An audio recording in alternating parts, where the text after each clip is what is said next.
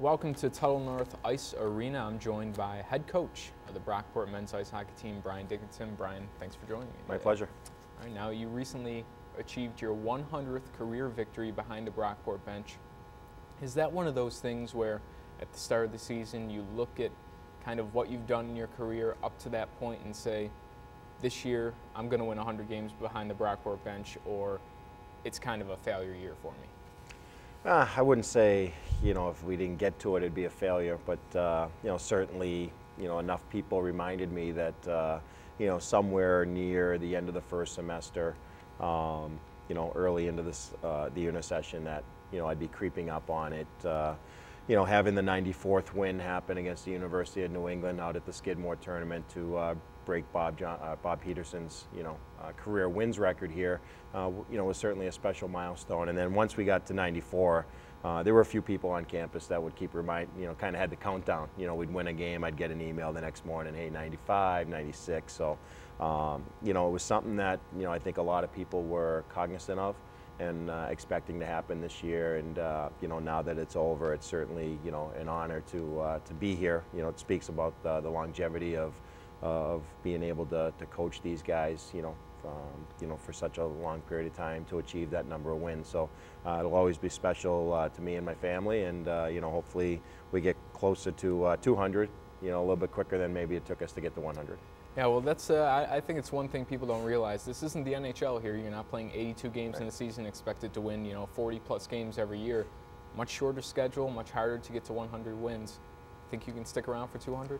Well, that's the plan. I've enjoyed it here, in my 13 years of being on campus, and we have a great athletic staff that makes it easy to come to work every day, and we've had a great bunch of guys throughout the years, and like you say, it's tougher to get those milestone numbers, just because, like you say, you're only playing 25 games. Our league is so strong, top to bottom.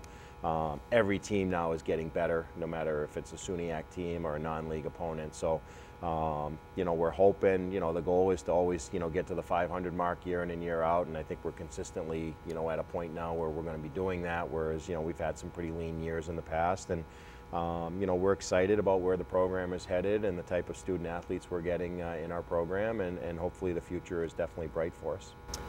What was going through your mind, and what was the emotions of the team when you found out the sanctions that Buffalo State and Geneseo would be going through just a week ago? Well, we certainly haven't talked about it as a team. I'm sure the players have an opinion. As coaches, you hear stories, throughout the year that potential sanctions could be on the way, based off of what they were doing for their, Canadian students at those two schools. And, but the NCAA doesn't do anything quickly, and they kind of, do things on their time, and, kind of quietly, sent a press release out at 3 p.m. on a Thursday afternoon. So actually a former coach in our league, called me that night, to say, hey, did you see this? And it's unfortunate. It's unfortunate for our league. It's unfortunate for those programs. It's unfortunate for the kids in those programs. We recruited a lot of them, that chose to go to those schools. So, it's just one of those things. Our league is so tough. Everybody's trying to catch the Plattsburghs and Oswegos year in and year out. Teams that are tops in the nation, and compete at a real high level. And so schools start, creating, initiatives for, to try and generate more international kids, or in Buff State and Geneseo's case, Canadian kids specifically. And when you call it specific things, then you have to pay attention to what you're doing, not just for student athletes, but for the general body. And unfortunately for their programs in their schools, they didn't generate enough interest from just the general student to go to those schools, so their numbers were not in compliance as far as the NCAA was concerned, and thus, they get penalized for it. You said there was some talk, amongst coaches and whatnot. Was it a surprise to you when you read that press release? No, not really. I've had a chance. We're pretty close, close group of SUNYAC coaches, and I think the coaches at those schools, obviously knew there was investigations and thought they were not in compliant, and expected something to happen. You never know exactly what the penalty is going to be. Some guys, it could just be a public reprimand and censure, which maybe they were hoping for. But I think we all kind of felt something was going to happen, not knowing exactly what the penalties would be. So again, kind of surprising in the timing of it, with 3 weekends left in the season. But at the same time, they broke some rules and they have to be penalized for it. Looking at how close Geneseo was to you in the standings, only a game behind by tiebreaker.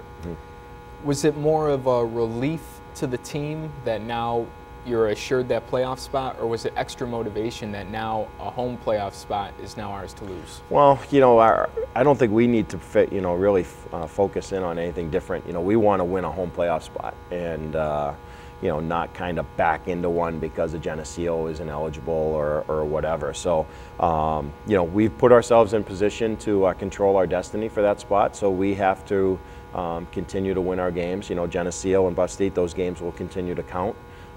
So you can't just expect them to come in and just want to play pond hockey and not care.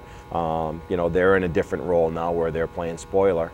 And we just have to take care of business. I thought we did a great job Friday night against Morrisville, a day after the news broke and most of our players were hearing about it on Friday, and would have been real easy for us. There's some confusion on whether or not Morrisville is eligible this year. Most of us feel they're not, but after talking with their coaches, they feel they are.